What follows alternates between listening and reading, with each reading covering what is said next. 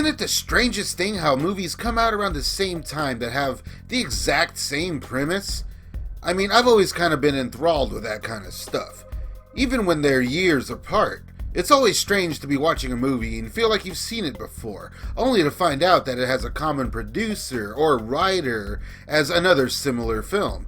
So naturally, here I searched for a connection to 1996's The Nutty Professor, as Dr. Jekyll and Mrs. Hyde seems to have been a blueprint of sorts for that film.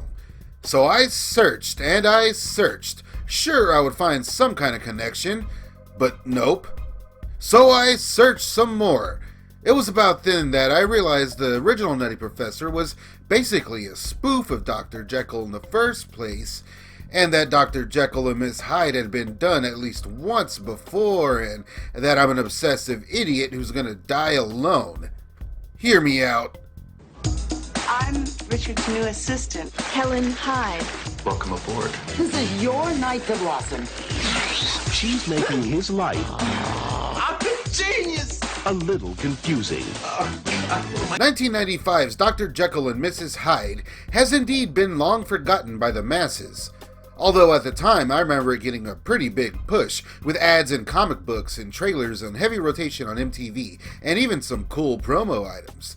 And when it was released on cable, it was put on a loop on HBO, as HBO was one of the producers, until, basically being completely disregarded, I guess. It's definitely a movie of its time, as it relies solely on sex-based gags, primarily focused on completely humiliating Tim Daly. The dude from Wings. Wings was a TV show. But either way, it's a fun little romp with a pretty good supporting cast, with greats like Harvey Fierstein, Steven Tobolowsky, and even 90s Jeremy Piven.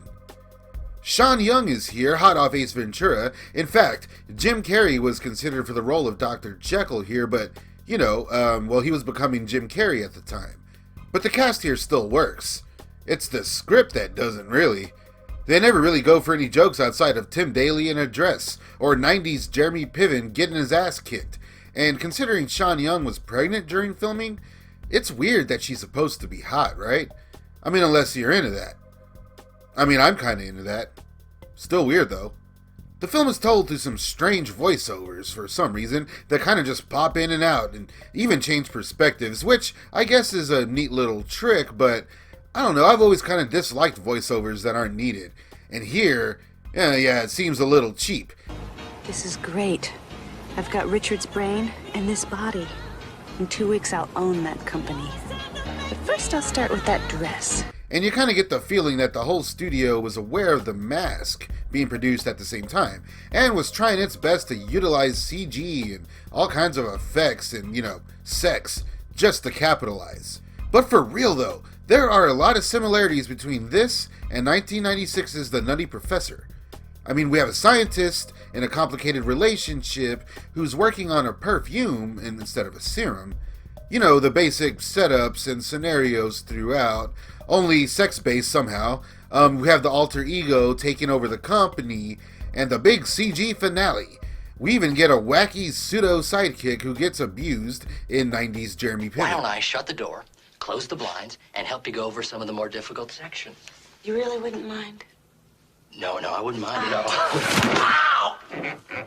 There's a funny running gag here where Dr. Jax, in female form as Helen Hyde, slowly turns his gay boss. Like, turns him. And Harvey Fierstein is always fun to watch regardless, so that kind of setup is a good time. What am I paying you for? 20 years in therapy and I start liking girls? That's malpractice. For as lackluster as the film is, and as poorly as it did upon its release, it was a bit ahead of its time as far as horror spoofs and adaptations, just a bit ahead of the curve. And again, the Nutty Professor parallels cannot be ignored, and I feel a certain due is owed. I can't help but feel that maybe that, Tom Shadyac was attached at some point, or, I don't know, something. The film was directed by Hollywood legacy David Price, who had just done the outstanding Children of the Corn 2, who at the time was primarily a straight, horror career guy early on, even co-producing Leprechaun, but mainly being successful with horror sequels. But here he really got a chance to let his hair down and settle into that strange part of the 90s where stuff like this was considered comedy. And his goal was to eliminate evil from mankind. And at first you think he has done that because she's wonderful, she's very kind, she's beautiful. What an incredible breakthrough. But then things start to go wrong and she slowly destroys his life. What, is she smoking? And in the end, with Tim Daly once again embarrassed and in women's clothing, without a voiceover in sight, we get some classic 90s end title cards that haven't exactly aged well in today's climate, so to speak. But hey, Devo rules.